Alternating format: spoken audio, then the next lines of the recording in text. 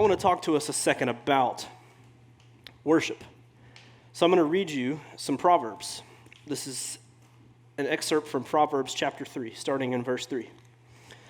Let not steadfast love and faithfulness forsake you. Bind them around your neck.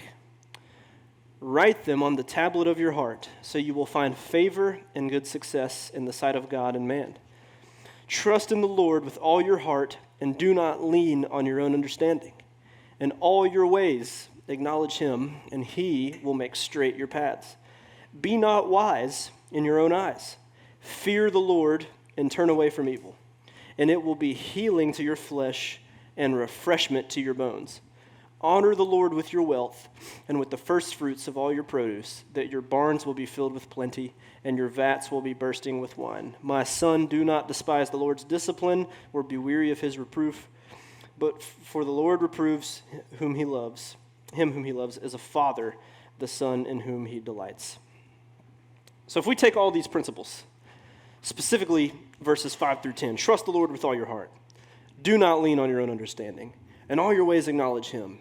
Be not wise in your own eyes. Fear the Lord. Turn away from evil. It will be healing to your flesh, refreshment to your bones. Honor the Lord with the first fruits of your produce. What is that? That's worship. That's worship in action. It's not so much worship in word, even though that's part of it, but it's worshiping God in action.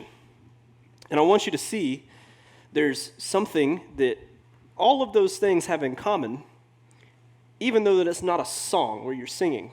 What is that? The thing that worship always has in common is that worship is a thing that happens on the outside. Now, of course, you can worship God internally. You can think thoughts about the wonder and the grandeur and the splendor of God.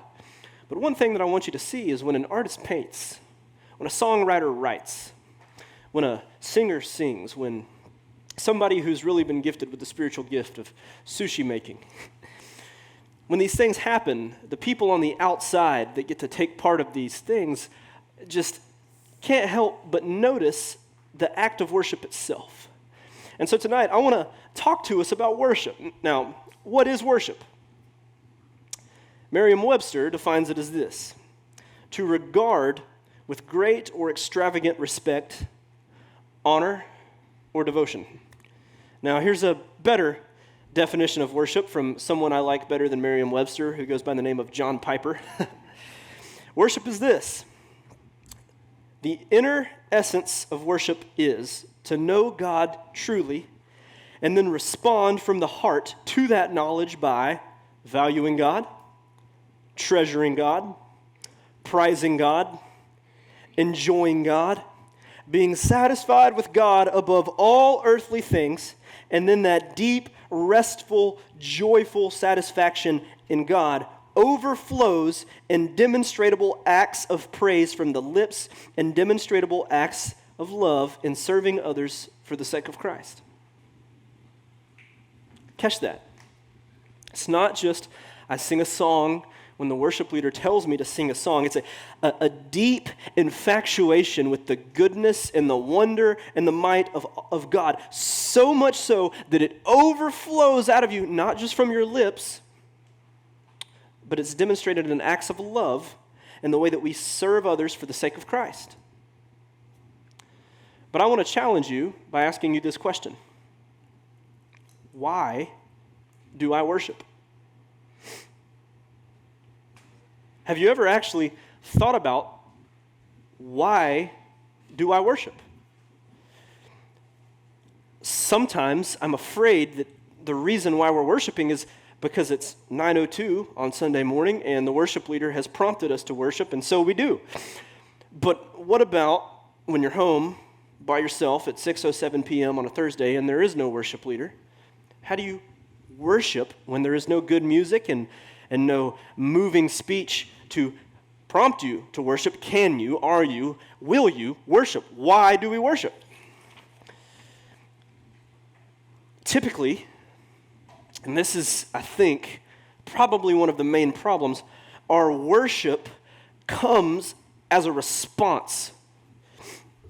Like this: you pass a really big test. You score a 33 on the ACT. And so you get in the car and you worship. Oh, God, you're so good. Thank you for helping me. Thank you so much. I couldn't have done this without you. You get accepted into your dream college, right? You get that letter from UT, you're in, full ride scholarship. Oh, God, thank you so much. The girl or guy that you have liked for 10 years finally likes you back. Yes! Thank you, God, so much. And that's your worship. You ever watch like the national championship? That is impressive, bro. You ever watch the national championship right after they win? What's the first thing they say, man? Like, big trophy in arm. Oh, I just want to thank God, my mom, my coach. I just want to say thank you to Hardee's for helping me gain this mass. I want to say thank you to Wyatt Guzman for helping me get that dog in me. And you run down this long list of thank yous, and God's the first one. That's our worship. We praise him, right? Thank you for helping me fulfill my dreams. I feel good. We worship as a response. Something good has happened. Well, what's wrong with that? That means then that as soon as something bad happens, that we're not worshipers anymore.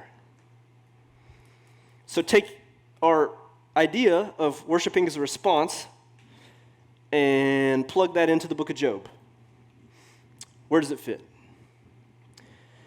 Take that response and plug it into this book called Eusebius, which writes about all the martyr deaths of a lot of the people in the early church and how some of them were burned alive, some of them were cut in half, some of them were fed to lions, some of them were tortured to death. How does that fit? If I'm only a worshiper when I'm fresh off winning a national championship or scoring well on a big test, or when I've just gotten a big pay raise, or that girl or that boy that I've liked for 10 years likes me, if I'm only a worshiper then how am I going to be a worshiper when I get confronted with real life? I think we can actually diagnose what this problem is. Simply speaking, I think this is what we call seeking the hand of God and not the face of God. What I'm talking about is a type of Christianity that says, God, what can you give me? What's in your hand for me today? And I'm going to go to God in my quiet time and my prayer time, and I'm going to give him a list of demands. Here's what I want to do. Here's where I want to go. Here's what I want to do it with. This is how I want to be dressed when I get there. This is what I think I should smell like when I'm there. And also, it'd be nice if you could throw in some Gucci slides that are like size 10.5 with the green snake on the front. Thank you. Seeking his hand, not his face. What can you give me? What can you do for me? Let me have it, my way. And unfortunately, we actually affirm this type of Christianity in the West because one of our favorite things to say is like, you are seen and you are known and you are loved, and in our inherent preaching of the gospel message is nothing about the fact that our sin is a deviation and a marring of God's glory that he is owed. It's a message that affirms us where we are and says that if you'll just say this prayer for the rest of your life, God is going to fill in all the gaps between what you can do and what you want to do, and he's going to help you achieve being the best version of yourself.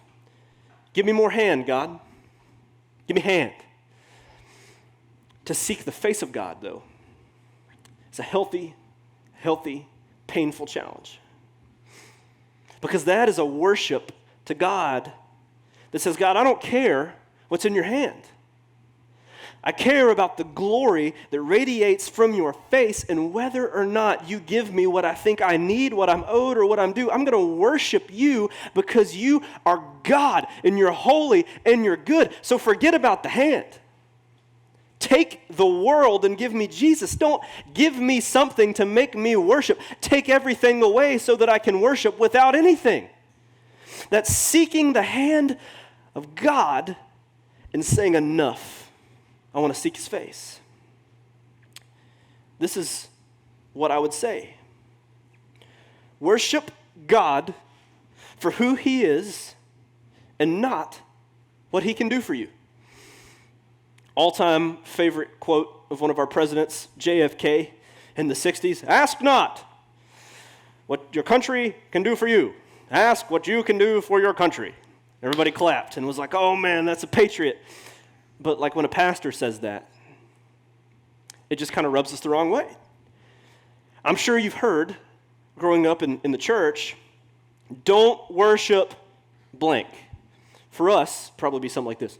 Don't worship TikTok. Don't worship Xbox. Don't worship high school relationships. Don't worship sports. Don't worship friends. Don't worship popularity. Don't worship, I don't know, Archie's mustache. Don't worship that. The phrasing you've probably heard with it is TikTok can become an idol. Xbox can become an idol. Your high school relationship can become an idol. Your school can become an idol. Sports, friends, anything. Archie's mustache. It can all become the idol that we bow to. And what does that mean? That's spiritualese language. How do you bow to it? You bow to it in this way. It dominates the majority of your time and your thinking and your effort. That's what TikTok does. You know, you check your screen time and it's like, wow, that's more than I thought. YouTube, wow, that's more than I thought. Xbox, more than I thought. You monitor how long and how much of your life these things take, and you realize, wow, this is dominating the space of my life. We call that worship. Why? Because if God was the God of your life, He would be dominating your thoughts and your time and your motives and your efforts and your desires more than the things that actually do. And I think we need to actually take a deeper look into thinking about why we find ourselves bowing at the idol of TikTok so often, or why we find ourselves bowing at the idol of Xbox so often, and that is this. Those things give you a small momentary dopamine hit, and it's fun, and it's appeasing, and so we go back to it, and we get another hit, and we go back to it, and we get another hit. Law of diminishing returns. In order to be satisfied at 30 minutes when we first started, we have to be 8 hours in to get that same 30-minute effect. And we're going back to it and letting it dominate all of our lives and all of our space and all of our thinking because it satisfies us. Now, of course, the church Christian argument is that TikTok is never going to satisfy you the way that Jesus is going to satisfy you, and that's true. But I think the problem is that I would argue that probably nobody in this room wakes up and makes the conscious decision, I am going to worship TikTok more than I'm going to worship God today. Have you ever said that? Of course not. It's not on purpose, it just happens. Because the appeasement and the fun and the fulfillment that these things are for you, they just kind of sort of creep in. And you find yourself being victim to allowing them to dominate your life because of how it makes you feel. So I would argue that the solution to this is if we want to free ourselves from the chains of just stupid, empty, hopeless, valueless social things that really don't fulfill us, how do we escape? To simply acknowledge that even when I don't feel it, even when I don't know it, and even when I don't see it, God is bigger, better, worthier, holier, and mightier, and so I am going to worship Him.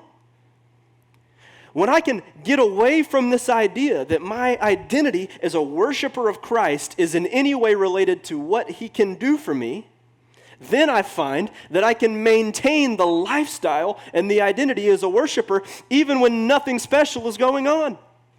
Your most powerful moment as a Christian is going to be when you're doing the mundane things of vacuuming your bedroom carpet, when you're folding the freshly washed pair of jeans that you got dirty last week, when you were taking the dog on a walk, when you're doing algebra homework, when you're driving home from school. If you can be a worshiper in the mundane things, there is your proof that nothing special has to be going on for me to say, you know what, God, you're good. Because let me ask you this question. How many times throughout your daily week are you going to get to have that high of passing the big test, winning a national championship, getting accepted into your dream school?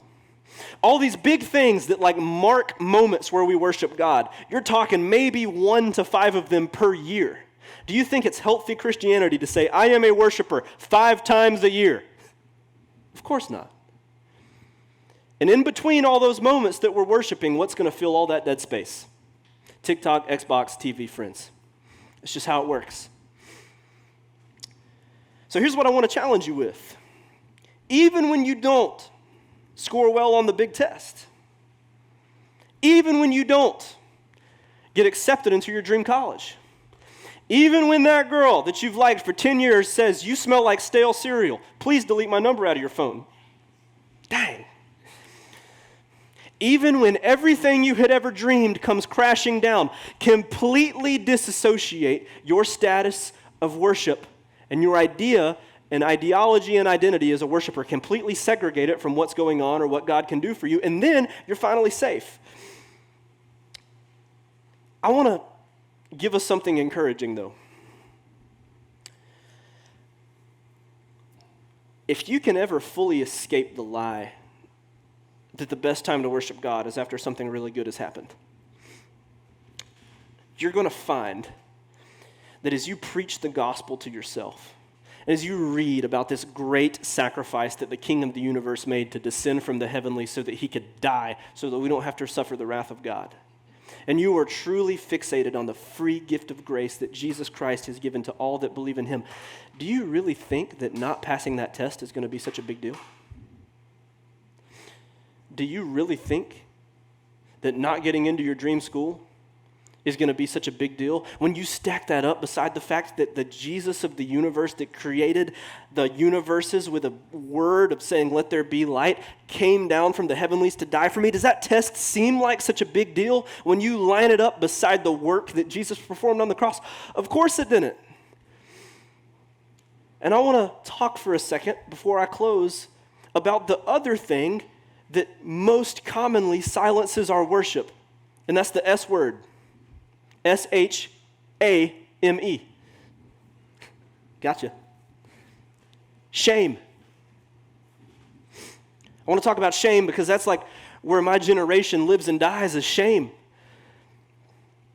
When is shame typically going to show its head? When you fail. When you sin, what's going to be your first reaction? Run away, hide in the closet, and hate myself. The biblical command to victory is love Christ, hate your sin, but shame says, forget about Christ, hate myself. That's shame. Shame is something that I take, and after I fail, I become fixated on my performance, and I bottle it up, and I say, I can't tell anybody about this. They wouldn't love me. And I can't really be a worshiper to the level that Christ has called me to be if I'm fixated upon my own failures all the time. And so shame causes us to hate ourselves and to take pain, problems, failures, tuck it all inside and hide ourselves because we're so fixated on our inability. But worship is actually the inverse of shame. Confidence is not the inverse of shame. And let me explain why. Worship is the inverse of shame because where shame tells me to fixate upon my performance and to hate myself, worship says, I'm not going to look at this. Christ is better. Christ is bigger. Christ is holy. Christ is worthy. And as loud as this is going to be, I'm not bothered by it because as big of a deal as this sin is, Christ is bigger. As big of a mess as this made, Christ is greater. As much as an inconvenience and as much as this sin is holding me back, Christ is bigger, greater, stronger, holier. He did it all on the cross. And for every second of time that shame wants to dominate in our lives and squelch the worship that we have towards Christ, shame is trying to get you to look at you to talk about how much of a failure you are. But worship is I'm going to look at him instead of myself and talk about how glorious he is and not me. Here is why worship conquers shame. Because shame causes me to harbor my failure and to sit on it and hide it to everybody. If I showed this to Josh, he'd fire me. And if I showed it to the dudes I'm discipling, they'd laugh at me. And if I showed it to my wife, she'd think less of me. And so shame causes me to vacuum seal my failures into my own soul and zip it and throw away the key. But worship is the outward overflow that cannot be disguised, cannot be suppressed, and cannot be hidden regardless of who can see it, who can hear it, or who can feel it. Worship is not dependent at all upon my successes, upon my failures, or how I feel. Shame vacuums. Shame goes to the deepest, darkest crevices of the lies of who you are, deep within the id, the ego, and the superego. But worship is the overflow that Jesus is greater, Jesus is bigger, Jesus is worthy, and Jesus has paid it all. And so to become a worshiper, it's not just getting TikTok under control. It's not just getting Xbox under control. It's I'm not going to let my sin hold me back from giving Christ the glory that he is due. Because here's the news. You're never going to conquer this stuff by white knuckle grabbing your failures by the throat and saying, I'm not going to be this anymore. It's through Christ. And I'm going to give you this last little bit of practical wisdom before we get back to worship. You want to know how you're really going to beat sin? Here's a funny thing. If you find somebody that's really fixated on money, or you find somebody who's really fixated on loneliness, or you find somebody who's really fixated on an anger problem, or you find somebody who's really fixated on a lust problem, you know what's going to happen? If I am determined that I'm going to beat my lust battle, and every moment of every day, I constantly am telling myself, I won't die to lust today. I'm going to beat lust. I'm going to beat lust. I'm going to beat lust. The amount of space that I'm giving lust in my brain, even if it's under the idea that I'm going to beat it, is going to act as a gravitational pull that's going to pull me into the very thing that I'm trying to beat. The way that you beat your anger problem, your lust problem, your sadness problem, your isolation problem, is you don't focus on that thing telling yourself 25 hours a day, I'm going to beat it. The way that you beat your lust problem is to find something that has a stronger gravitational pull than your lust problem. So it's not thinking about beating my sin more, it's thinking about Christ more than I think about my sin. And if Christ and who he is and how holy he is and the sacrifice he's made and the redemption that he's brought into my life and the free gift of grace that saved my soul, if that is what I think about all the time, I don't have to give an ounce of attention to lust, and my soul will be pulled into the orbit of the sweetness of Christ, because if I give him space, he will pull me away from all of this stuff that's holding me back. And so your challenge as a human who wrestles sin is not think about how to beat your sins more. It's be a bigger worshiper. You want to figure out how to make sense of all these things in life that tear us apart, make us stay up at night and wonder what the meaning of life is. You got broken relationships, bad habits, and bruised feet. What do? Worship. Because every second you spend worshiping is a second more that Christ has to pull you out of all the mess that you're wrestling with and to become a worshiper. And when we think about who Christ is and what he's done and how good he is, we finally know what worship is and why we do it. And that is this: because he is worthy of it all. Worthy is the Lamb that was slain is the song of heaven. And if it's the song of your heart, that is how you move out of this lane of depression and defeat into life with Christ, living victoriously. Because every space that Christ occupies is one less space you can give to sin. So why do we worship? Because he is worthy. How do we live a healthy Christian life? By worshiping Christ. Well, what if he doesn't do for me what I think he should do for me? Doesn't matter, worship him anyways. What if my life is falling apart? Worship. What if my relationship's falling apart? Worship. What if it doesn't seem like I'm going to get into the school I've spent 17 years trying to get into? Worship. What if I got fired from my job and my parents are getting divorced? Worship. Every single problem that Satan is going to try to use to derail you from your walk with Christ, simply take that problem and replace it with worship. Not because it's going to fix your solution. Not because it's going to fix your grades, fix your relationship, or get you into the school that you want to get into, but because Christ is worthy. So here's my challenge. Worship with us. Thanks.